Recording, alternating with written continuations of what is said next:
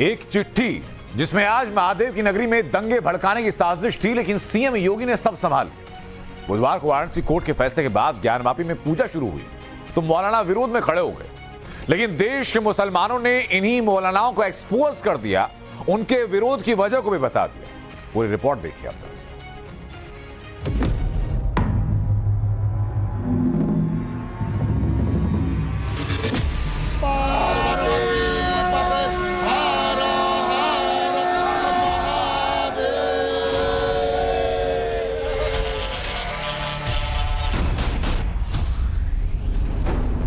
मुसलमान किससे जाकर के गए, किस कोर्ट में जाकर के अपनी बात को रखे?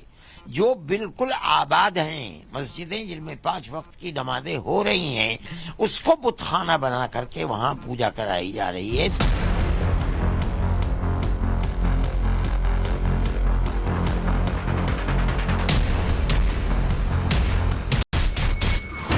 31 साल बाद गुरुवार को ज्ञानवापी परिसर में मंगला गौरी की आराधना हुई। अगले दिन शुक्रवार को नमाजियों की भारी भीड़ उमड़ी। ठीक इसी वक्त इलाहाबाद हाईकोर्ट ने मुस्लिम पक्ष की मांग पर एतराज जताया। ज्ञानवापी तहखाने में पूजा पर रोक लगाने से इनकार किया।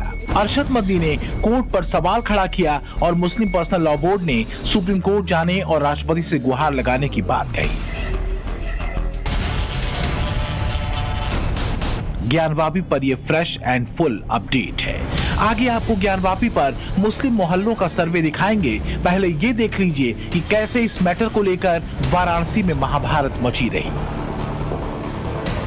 आज जब जुमे की नमाज अदा की जा रही थी वाराणसी के ज्ञानवापी परिसर में, तो कहीं ना कहीं जो मुस्लिम पक्ष से जुड़े हुए जो लोग थे, उन्होंने अपनी ताकत की नुमाइश करने की कोशिश की और आम दिनों की अपेक्षा आज लगभग 4 से 5 गुना जो ज्यादा नमाजी थे वो आज यहाँ पर नमाज अदा करने के लिए पहुंचे थे। और आलम ये था कि वाराणसी की स्थानीय प्रशासन को बाकायदे जो मस्जिद का दरवाजा था उसे बंद कराना पड़ा, क्योंकि नमाजियों को अंदर बैठने की जगह नहीं थी। लिहाजा 1:30 बजते जो नमाजी थे उनको वापस लौटाना शुरू कर दिया गया। उनसे ये अपील की गई कि नहीं, आप ज्ञानवापी मस्जिद में न जाइए, बल्कि आप किसी दूसरे मस्जिद में जाइए और वहां पर नमाज अदा करिए। हालांकि जो मुस्लिम पक्ष है वो लगातार खासा नाराज दिख रहा है। उसके चेहरे पर गम और गुस्सा साफ तौर पे झलक रहा है, क्योंकि जिस तरीके से 1993 के बाद से जो व्यास जी का जो तहखाना है जहां पर पूजा पाठ होता आया था, उसको एक बार फिर से खोलने की इजाजत दी गई है, उसके बाद से जो मुस्लिम पक्ष है वो नाराज दिख रहा है। भोलेनाथ की नगरी में आज दिन भर तनाव के हालात रहे। दंगे भड़काने की साजिश तक की बात सामने आई। वजह है अंजुमन इंतजामिया मसाजिद कमेटी की ये चिट्ठी। इसमें जुमे के दिन बनारस बंद का आह्वान था और वजह ज्ञानवापी के इस व्यास तहखाने में विधि विधान से पूजा पाठ का विरोध, वो भी तब जब जिला अदालत के आदेश से पूजा अर्चना के सारे अनुष्ठान संपन्न हुए।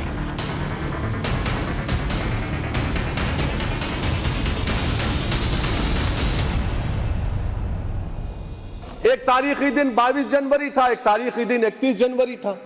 सर, रात के अंधेरे में अपील किए बगैर आप आरे लेकर रास्ता खोल देते हैं। क्या पैगाम दे रहे हैं सर? 600 साल की मेहरौली की मस्जिद को बगैर को नोटिस दिए आपने डिमोलिश कर दिया। मैं जिम्मेदारी के साथ कह रहा हूं कि भारत के प्रधानमंत्री और उनकी सरकार भारत के मुसलमानों से उनकी शनाख्त को छीनना चाहते हैं।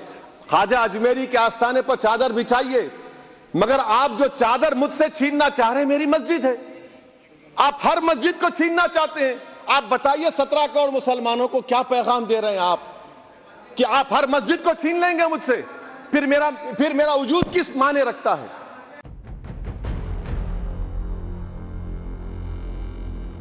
व्यास तहखाने में पूजा पाठ शुरू होने से नाराज मुस्लिम पक्ष ने जुमे पर मुसलमानों को मस्जिद में जुटने की अपील की थी।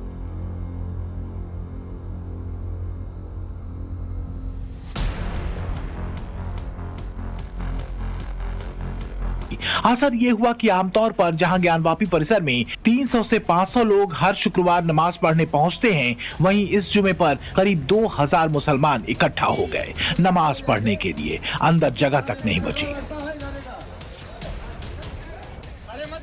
एक और जुमे की नमाज अता की जा रही थी, तो वहीं दूसरी ओर मुस्लिम पक्ष व्यास तहखाने में पूजा को रुकवाने की कोशिश में जुटा था।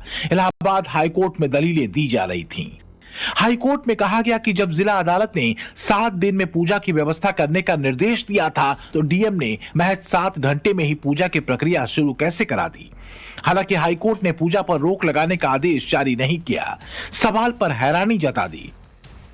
कोर्ट ने यह भी कहा कि सरकार इलाके में लॉ एंड ऑर्डर मेंटेन रखे। अगली सुनवाई के लिए 6 फरवरी की तारीख दे दी गई। मुस्लिम पक्ष ने जो उसका मूल आदेश था, जिसमें कि रिसीवर का अपॉइंटमेंट हुआ था, उसको चैलेंज नहीं किया था, जो कि आदेश 17/1/2024 का था।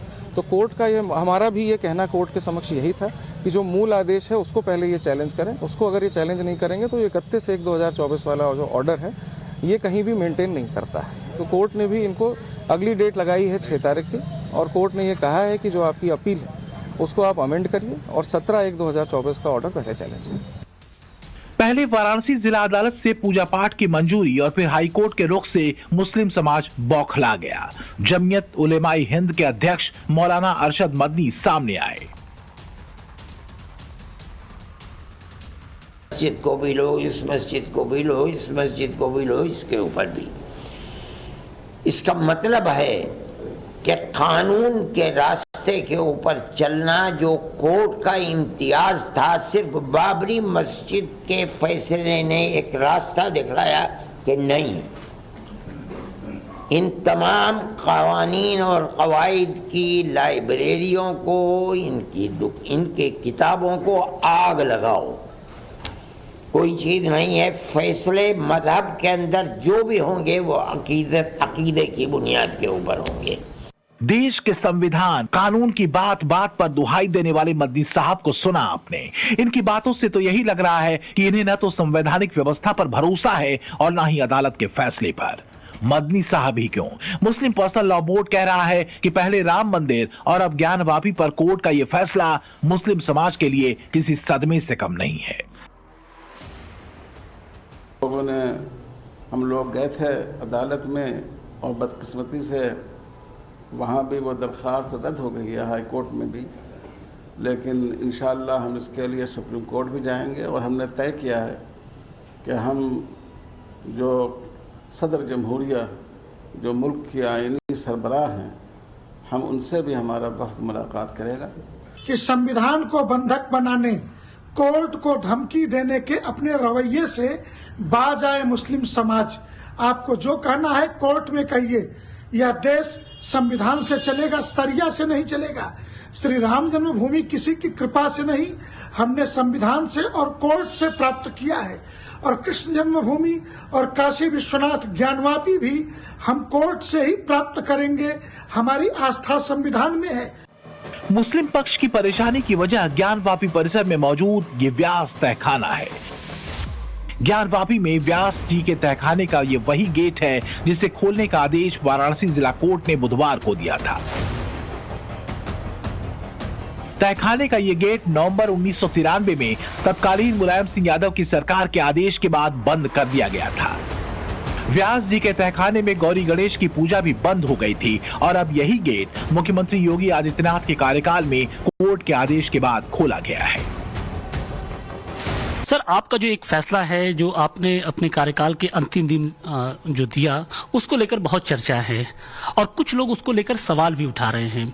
तो पहली प्रतिक्रिया आपकी क्या, हम जानना चाहेंगे।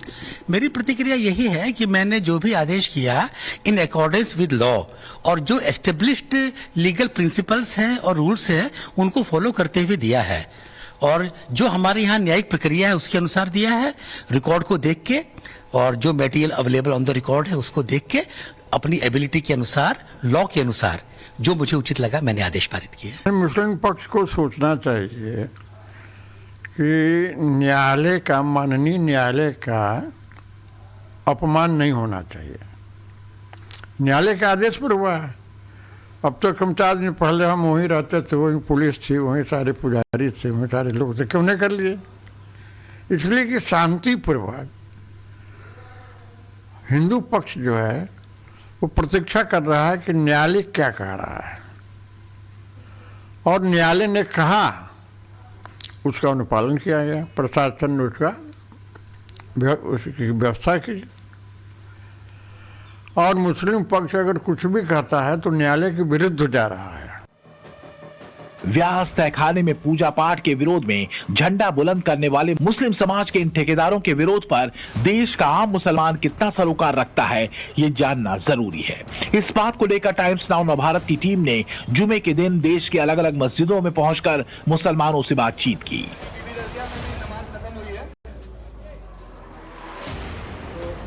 हिंदुस्तान की न्यायपालिका है और न्यायपालिका पर हर इंसान को भरोसा करना चाहिए और उसका जो भी फैसला है वो मंजूर होना चाहिए।